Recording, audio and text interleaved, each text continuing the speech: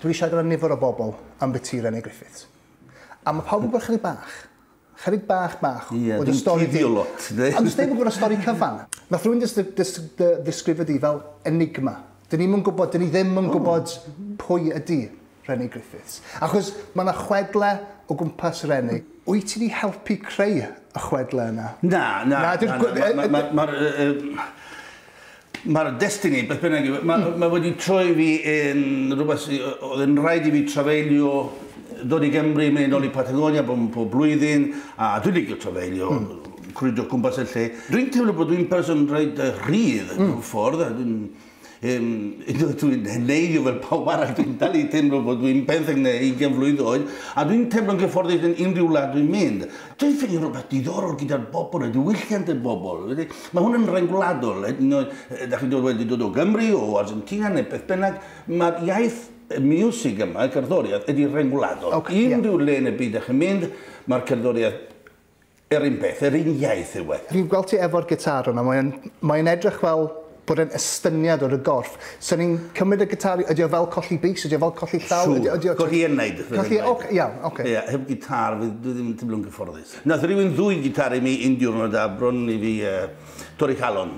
Be sy'n ddiddorol fi'n gweithio, achos I fynd nôl at y syniad o chwedloniaeth Rene Griffiths, y chwedloniaeth di. Mae gennau cwbl o straeon dwi wedi clywed, a fi eisiau gwybod, os ydyn nhw'n wir neu beidio. Oce. O ti arfer reidio ar gefn ceffil mewn I gigs. Pryd ti'n chwarae, ti'n perfformiwr, ti'n mynd ar gefn ceffil a mynd ar y llwyfan ar gefn ceffil. Ie, nes I gwneud rai hi, dwi'n cofio llawer iawn, nes I gwneud ie. Ti'n gwneud hwnna? Oce. Nesa, a gauchos. Nawr, wyt ti wedi bod neu, wyt ti yn gaucho neu, be ydy gaucho? Achos mae gennau rhyw fath o...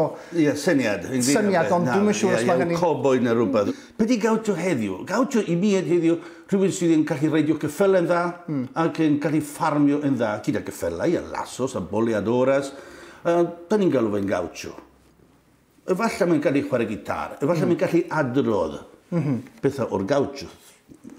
Falle ddol yn gael ti, di gweld ti yn ddiweddar, pryd mae'n dod allan yn y sinema, fi'n gweld pryd mae'n ar y teledu neu yn y sinema, yn ffilm newydd Griff Rhys, Separado.